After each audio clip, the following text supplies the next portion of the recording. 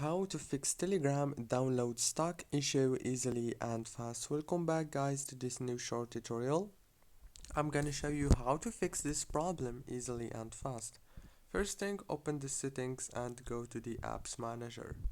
When you go to the apps manager on this page, you will find all the apps that you have on your phone. So go to the search bar and search for Telegram like this. Click on this forward stop and then go to the permissions. Make sure that every permission is enabled. Go back and click on the storage. Click on clear cache right here. Go back again, click on open by default. Click on open supported links in this app and choose always allow. And last thing you wanna do now is restart your phone and reopen Telegram. And if the problem is not solved yet, then make sure that you have the latest version of Telegram. If you don't have it, then you must update it. Don't forget to like, subscribe.